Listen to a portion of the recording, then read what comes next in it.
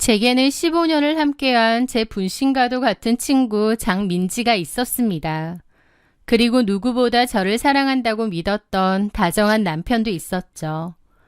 그맘때 저는 뱃속에 첫 아이까지 품은 세상에서 가장 행복한 여자였습니다.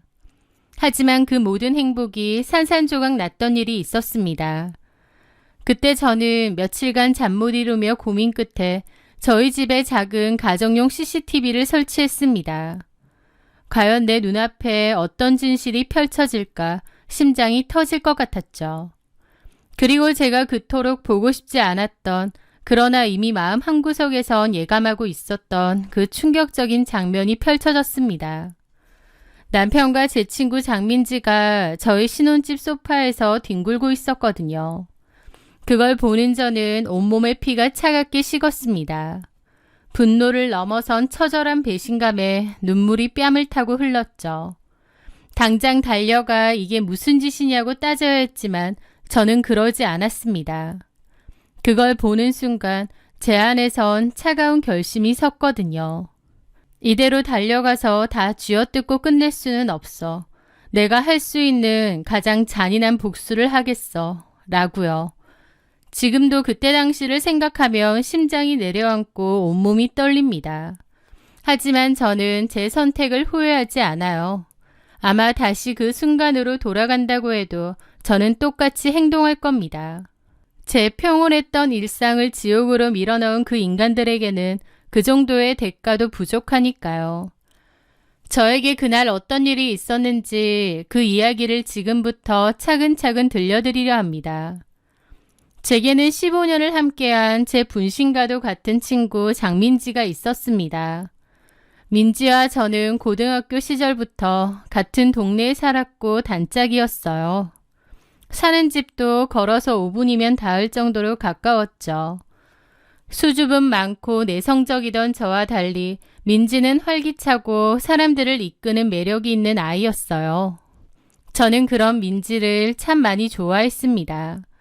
그리고 집이 가까웠기에 민지의 어머니와도 가깝게 왕래하고 지냈어요. 민지는 엄마 얘기는 자주 해도 아빠 얘기는 거의 하지 않았어요.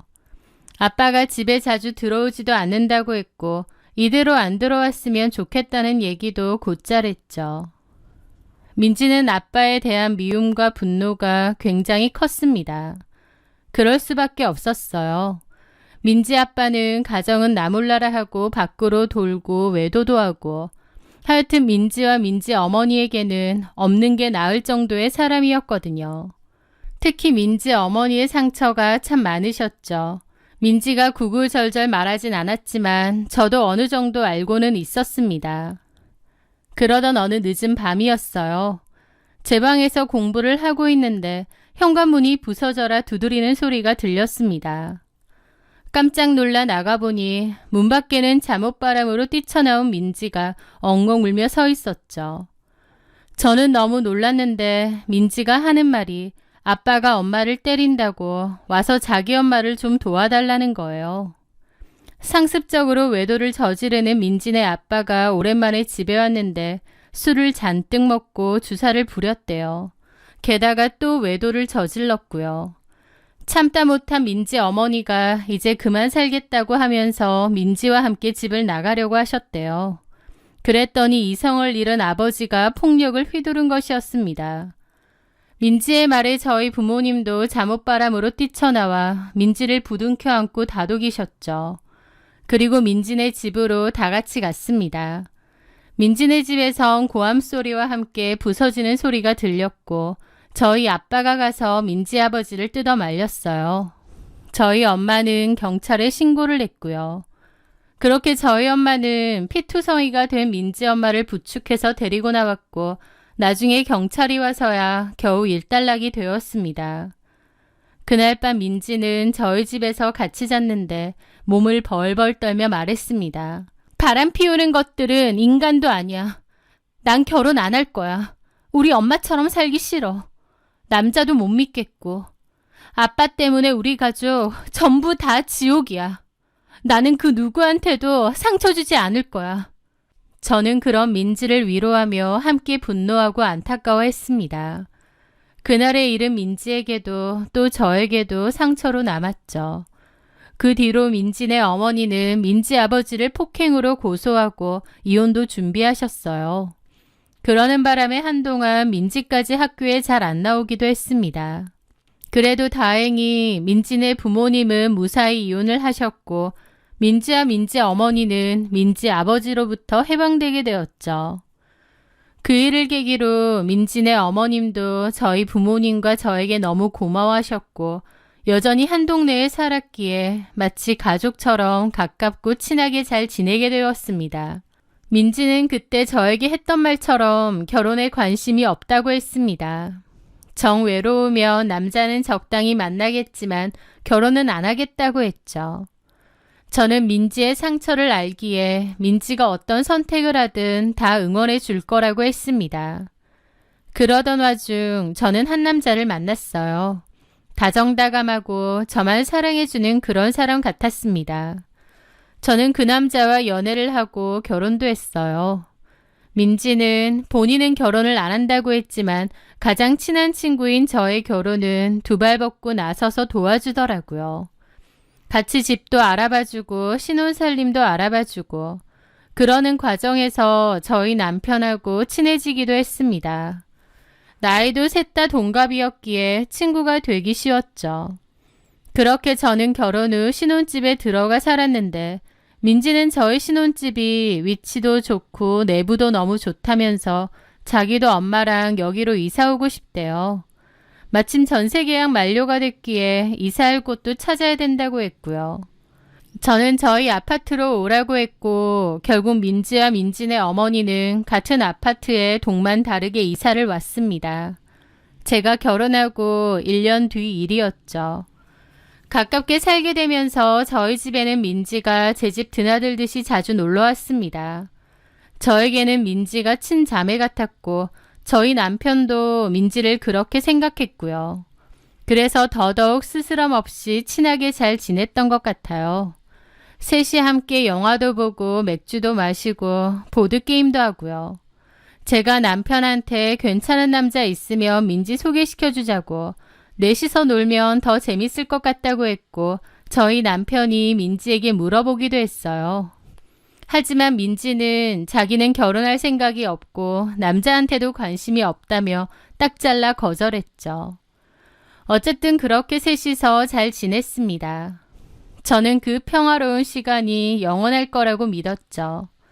훗날 민지가 자신의 어머니가 겪은 고통을 제게 고스란히 되돌려 줄 거라고는 저희 부모님이 도와줬던 은혜를 이토록 추악하게 돌려줄 거라고는 꿈에도 상상하지 못한 채 말이죠.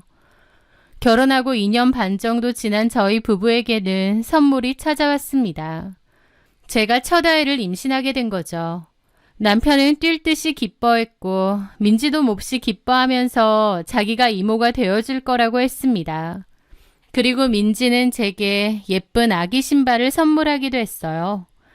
저는 조금씩 커져가는 배를 보며 세상의 모든 행복을 다 가진 것 같았습니다. 하지만 의심의 시작은 아주 사소한 것이었습니다. 하루는 제가 평소보다 일찍 집으로 왔는데 1층 공동현관으로 들어서려는 찰나 갑자기 민지가 확 나오는 거예요. 민지야. 그러자 민지는 저를 보고 흠칫 놀라더라고요. 우리 집 온 거야? 밥이나 먹을까 하고 왔다가. 그래? 연락하지. 나 이 시간에 퇴근 잘 안 하는 거 알잖아.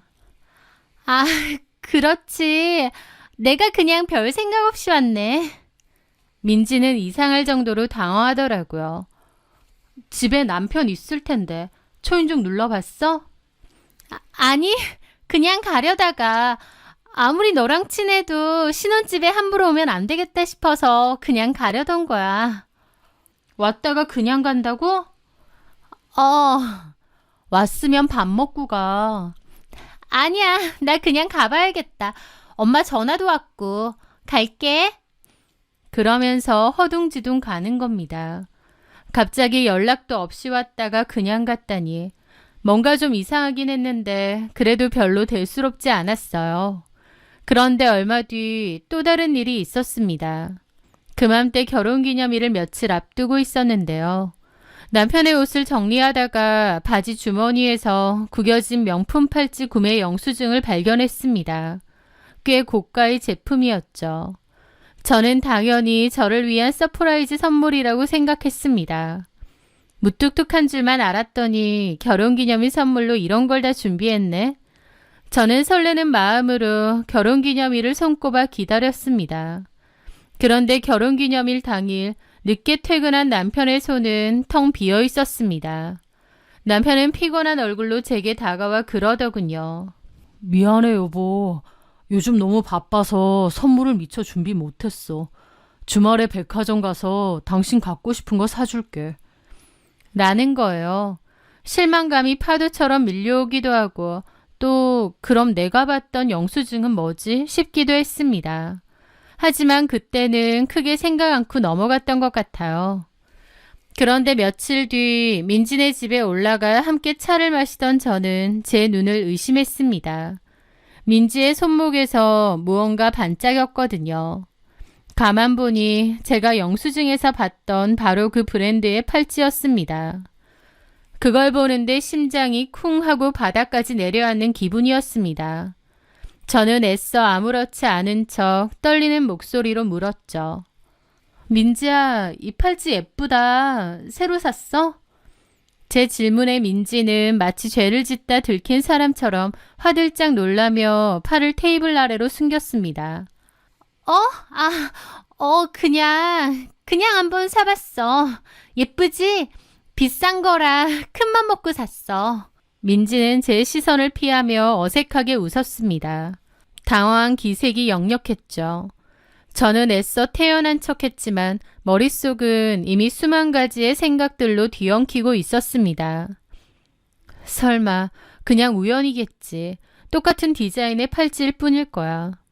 하지만 제 마음속의 이성은 이미 알고 있었습니다. 세상에 그런 우연은 없다는 것을요. 그리고 전에 민지가 황급히 저희 집에서 나온 일도 다시금 떠오르더라고요.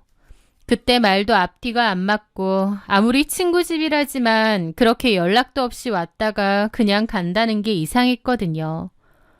남편하고 민지가? 라는 의심이 자꾸만 속에서 생겨났습니다. 그날 이후 제 세상은 이전과 완전히 달라졌습니다. 모든 것이 의심스러웠던 거죠. 남편의 모든 행동, 민지의 모든 말이 제 머릿속에서 수십 번씩 되감기며 다른 의미로 해석되기 시작했습니다. 그리고 그맘때 남편은 부쩍 야근과 회식이 잦기도 했습니다. 예전 같으면 오늘도 늦어? 힘들겠다. 라며 걱정부터 했겠지만 이제는 설마 민지와 함께 있었던 걸까? 라는 의심이 먼저 드는 거예요. 하루는 밤늦게 술에 취해 들어온 남편의 셔츠깃에서 여자 향수 냄새가 희미하게 풍겨왔습니다. 심장이 철렁 내려앉아 누구와 있었냐고 묻자 그는 뭔 소리야. 회사 여직원들이랑 같이 있었는데 그 직원들 향수 냄새겠지. 라며 오히려 황당하게 보더라고요. 그 뻔뻔한 태도에 저는 더 이상 아무 말도 할 수 없었지만 제 마음속에서는 의심이 계속 커져갔습니다. 그리고 그때쯤엔 유달리 남편의 태도도 냉랭해졌습니다. 뱃속에 아이가 자라는 것을 느끼며 제 배를 어루만지던 손길도 사라졌죠. 제가 그의 손을 끌어다 제 배 위에 올려놓으면 마치 숙제를 하듯 마지못해 몇 번 쓰다듬어 주다가 이내 피곤하다는 핑계로 손을 빼곤 했어요. 남편의 태도가 너무 달라졌기에 상처도 많이 받았고 또 한편으론 남편이 뭔가를 나를 속인다는 확신이 생기기도 했습니다. 그리고 공교롭게 남편만큼 민지도 너무 이상했죠. 하루에도 여러 번 연락 오고 저희 집도 자주 놀러 오던 애였는데 그때쯤 제 전화를 피하거나 바쁘다는 핑계로 끊어버리기 일쑤였습니다. 아파트에서 산책하다가 우연히 마주치기라도 하면 전과 달리 숨막히는 어색함까지 흐르는 겁니다. 15년간 단 한 번도 어색한 적이 없었던 저희 사이에 알 수 없는 벽이 생긴 것 같았는데요.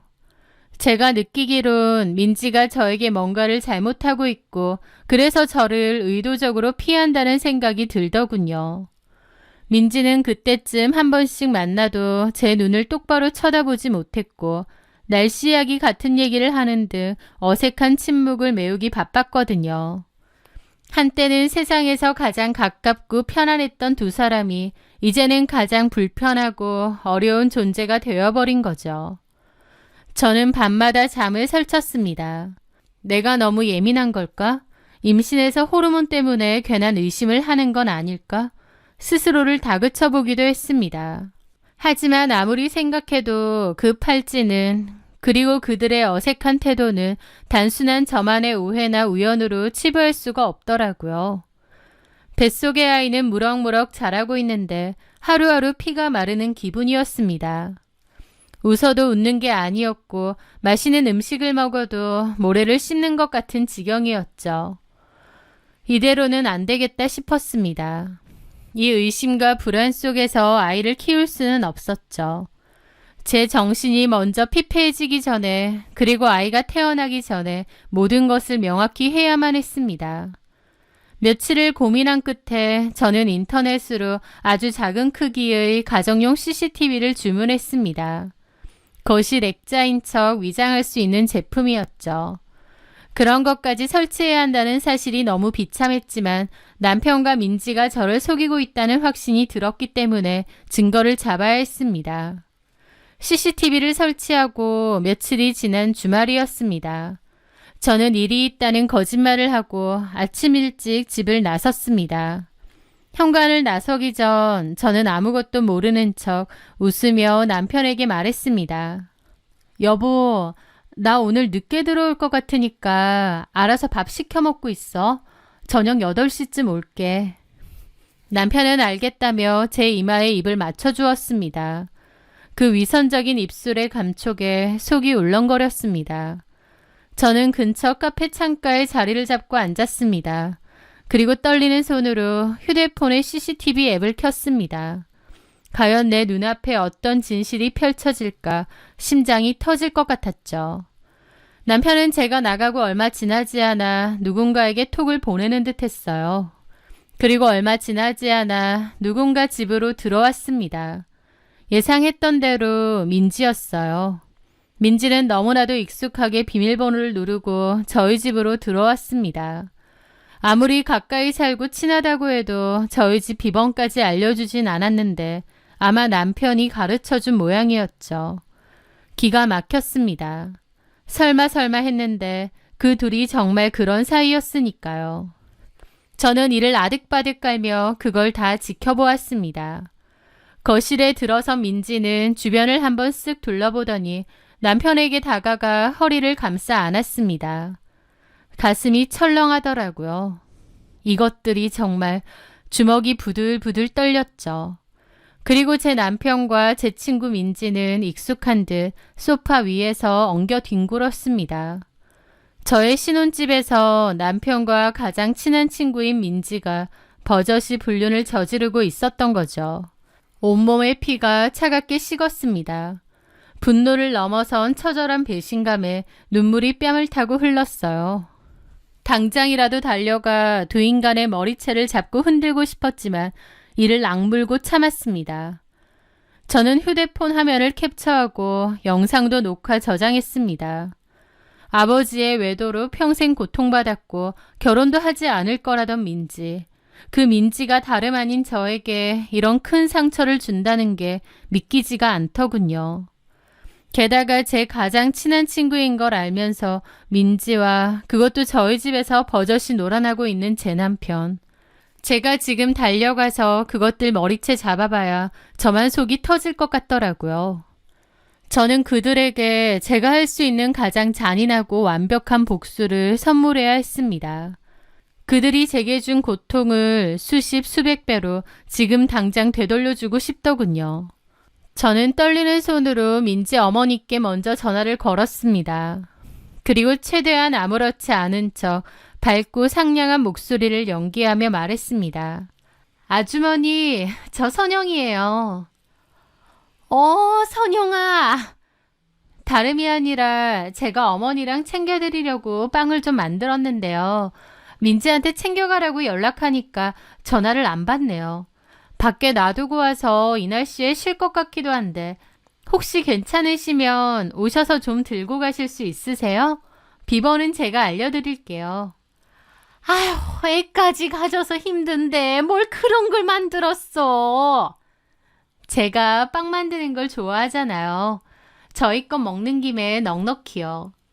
네가 만든 빵 맛있지. 나는 빵집 빵보다 네가 만든 게 훨씬 맛있더라. 하여튼 고마워. 아, 근데 민지애는 아까 어디 나가던데 전화를 안 받아? 네. 어디 갔지? 어쨌든 알았다. 한 10분 뒤에 찾으러 갈게. 네. 제가 비밀번호는 문자로 보내놓을게요. 집에 사람도 없나 본데 함부로 들어가도 되나 몰라. 남편도 집에 없어? 제가 알려드린 건데 들어오셔도 되죠. 하여튼 문자로 비번 보내놓을게요. 그렇게 저는 민지 어머니께 말씀을 드린 후 이번에는 제 시어머니께 전화를 걸었습니다. 어머님은 어쩐 일이냐고 했고 저는 어머님께는 지금 상황을 있는 그대로 말씀드렸습니다. 저희 집에 지금 남편이 다른 여자랑 같이 있는 것 같다고요. 어머님은 화들짝 놀라시더라고요. 뭐라고? 그게 무슨 말도 안 되는 소리야. 집에 다른 여자가 와 있다고? 네, 저랑 지금 같이 가주실 수 있으시죠? 너는 지금 어딘데? 저 지금 아파트 앞 카페예요. 심장도 너무 떨리고 제 눈으로 직접 보면 아이 잘못될지도 몰라요. 그러니까 어머님이랑 아버님이 지금 당장 저희 집으로 좀 와주세요. 세상에 이게 다 무슨... 일단 알겠다. 지금 출발해봐. 그렇게 저는 저희 시부모님과 민진의 어머니를 제 집으로 불러 모았습니다. 휴대폰 화면 속에서는 여전히 두 인간이 뒤엉켜 있었고 저는 이를 바득바득 깔며 지옥의 문이 열릴 시간만을 기다렸습니다. 저는 일단 집으로 향했고 복도에 섰습니다. 저 현관문 너머로 제 남편과 제 가장 친한 친구가 뒹굴고 있다고 생각하니 속에선 천불이 올라왔습니다. 당장이라도 문을 열고 들어가 그것들 요절을 내고 싶었죠. 하지만 참았습니다. 그렇게 끝내기에는 너무 억울했으니까요. 그렇게 시간이 좀 지났을까 엘리베이터 소리가 들렸고 문이 열렸습니다. 보니까 저희 시부모님이시더라고요. 제 전화를 받고 헐레벌떡 오신 모양이었습니다. 저는 계단에서 복도로 나갔죠. 어머님은 저를 보고 놀란 눈치였습니다. 오셨어요? 지금도 안에 있어? 네. 이게 무슨 일이라니. 일단 들어가자. 잠시만요. 저는 민지 어머니에게 다시 전화를 했습니다. 아주머니 집에 가셨나요? 지금 거의 다 와가. 네, 저도 생각보다 일이 빨리 끝나서 지금 집 앞에 왔거든요. 아, 그래? 나도 이제 엘리베이터만 타면 된다. 그렇게 전화를 끊자 어머님이 물어보시더라고요. 누구야? 남편이 집으로 부른 상간녀 엄마요. 뭐라고? 잠시 후 엘리베이터가 도착했고 민지 어머니도 내렸습니다. 저는 가볍게 인사를 했고 민지 어머니는 저와 함께 저희 시부모님까지 있으니 당황한 얼굴이었죠. 어머, 시부모님이 오신 거야? 네. 아휴, 나는 빵만 가지고 얼른 가야겠네. 네, 이제 문 열게요. 솔직히 아무것도 모르는 민지 어머니에게는 죄송한 마음도 조금은 있었습니다. 하지만 그런 저는 무슨 잘못이 있겠나요? 장민지에게 가장 비참하고 잔인한 복수를 하고 싶었습니다. 저는 이를 악물고 비밀번호를 누른 후 문을 확 열어 제꼈습니다. 그렇게 저와 시부모님, 민지 어머니까지 다 같이 집 안으로 들어갔는데 정말 가관이었죠. 민지 어머니 그리고 제 시부모님이 거실에 들어서는 순간 눈앞에 펼쳐진 광경에 그대로 얼어붙었습니다. 거의 헐벗은 차림의 제 남편과 속옷 차림이나 다름없었던 민지, 소파 위에서 뒤엉켜 있던 남편과 민지는 도어락 소리를 들었지만 미처 몸을 피하지 못한 것 같았습니다. 무슨 정지 화면이라도 된 듯 다 얼어붙었습니다. 저는 CCTV 화면으로 그 둘이 그러고 있는 걸 이미 확인했지만 실제로 눈앞에서 보니 그 충격이 어마어마하더라고요. 갑자기 배까지 너무 당겨오는 겁니다. 일순간에 모두 정지되어 있다가 민지가 기함하며 일어나 옷을 주워 입었습니다. 세상에, 이것들이 미쳤나? 야, 최우성, 너 뭐 하는 거야? 야, 이 자식아, 너 제정신이야?